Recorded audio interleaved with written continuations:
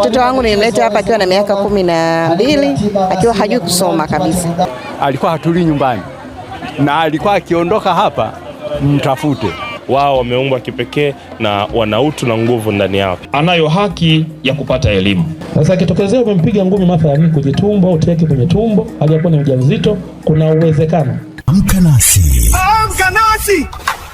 Haya habari mbalimbali, amka nasi.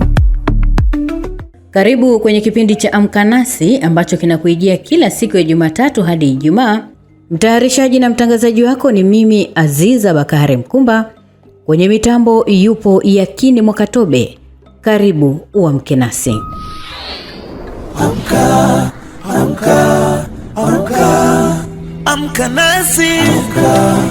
Amka, amka, amka nasi. Mahitaji maalum, namna ambavyo wamepiga hatua mara baada ya kuandikishwa shuleni. Ni Leila Pongwe, ni mama wa mtoto mwenye mahitaji maalum ambaye anaitwa Baby Malaika, na mwingine anaitwa Firdaus ambaye ana ulemavu wa ngozi. Yule wa kwanza alikuwa na ulemavu wa usonji. Lakini baada ya kumleta mlezi, mtoto wangu nilimleta hapa akiwa na miaka 12, akiwa hajui kusoma kabisa. Lakini kwa jitihada za elimu maalum, walimu wa elimu maalum walimsaidia akaweza kusoma, na hatimaye sasa hivi kutokana na umri akashindwa kuendelea kumaliza na shule hapa. Baada tu ya kuweza kusoma, walinielekeza kumpeleka shule nyingine, yani chuo kingine kinaitwa chuo cha marekebisho ambacho kiko Singida, ambako mpaka sasa hivi anafanya ufundi wa kuoka keki pamoja na kushona. Kwa alianza mwaka jana na sasa hivi ameingia mwaka wa pili, anategemea kumaliza, na baada ya kumaliza tunaamini akitoka na huo ujuzi tunaweza tukaendelea kwa njia nyingine ambayo ameanzia hapa mlezi. Na bila kuwa na hii mlezi mwanangu asingeweza kusoma. Kwa kweli nimejisikia faraja kama mzazi, na nashukuru Mungu mpaka sasa hivi anaendelea vizuri, na kama nilivyokuambia nategemea kuwa fundi cherehani. Lakini vile vile na mtoto mwingine ambaye ana ulemavu wa ngozi, na wanamhudumia vizuri kwa kweli.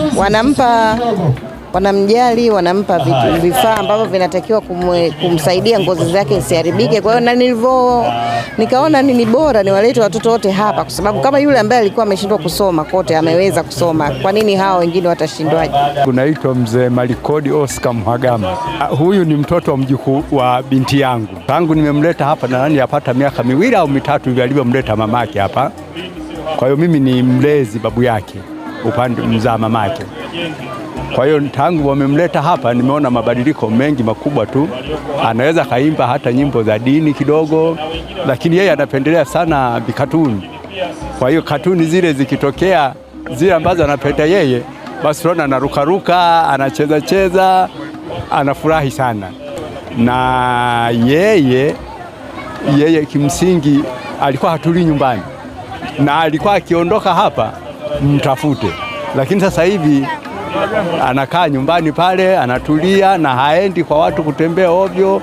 Watoto wenzie wakicheza pale, anaweza akacheza kidogo akarudi nyumbani. Kwa kweli nimeona kuna mabadiliko makubwa, na namshukuru Mungu kwa kweli. Isa Omar Kambi ni afisa elimu maalum jiji la Dodoma. Kwa upande wake anasema watoto hao hawapaswi kutengwa au kubaguliwa, bali wapewe haki ya elimu, kwani ndio silaha muhimu kwao. Ni muhimu kutambua kuwa kila mtoto awe na ulemavu au asiwe na ulemavu anayo haki ya kupata elimu. Elimu ni muhimu sana kwa kila mtoto bila kujali hali yake. Watoto hawa ni sehemu ya jamii, ni sehemu ya familia zetu, lakini pia ni mustakabali wa taifa letu kama nilivyosema hapo awali. Lakini pia elimu ni nguzo ya maisha bora, ni daraja la kufikia ndoto zao hawa watoto, lakini ni silaha ya kupambana na changamoto za maisha hapo baadaye. Kwa hivi tuwatoe hawa watoto.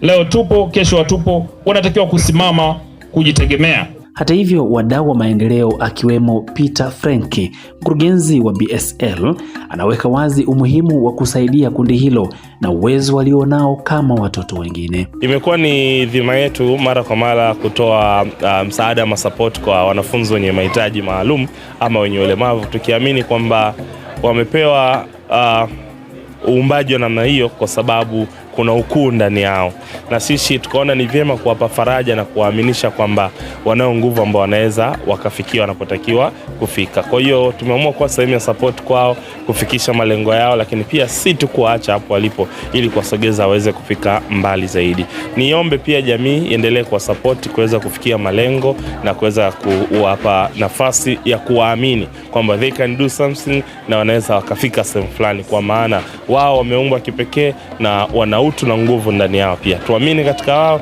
tuwekeze katika wao.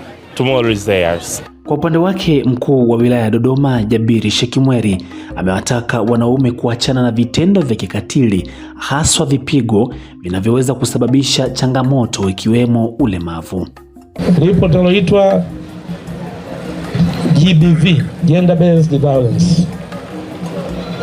Mama mke wako mmekorofishana, lakini maskini ni mjamzito, una desturi ya kumpiga mke wako, unampiga makofi, unampiga ngumi, unampiga sio mikanda, na namna nyingine tu ya vurugu zile za kwenye ndoa. Sasa kitokezea umempiga ngumi mathalan kwenye tumbo au teke kwenye tumbo aliyakuwa ni mjamzito, kuna uwezekano ukawa ulikuwa chanzo cha mtoto kuzaliwa na madhaifu. Kwa tuchukua nafasi hii kupata sauti zetu kupinga matendo ya ukatili dhidi ya kina mama, lakini pia dhidi ya watoto. Kutoka Dodoma, Leonard Mwacha, Amka Nasi Magic FM. Amkapo asubuhi, siku nyingine yapendeza. Nenda East and West, Magic ni best. Radio hii Magic FM. Nasikiliza mchana, mahali pekee pa maisha yangu. Jioni usiku, siku sita siku, kusikiliza Magic FM. Magic FM 2026. Mtaa umeamka, tunasikika.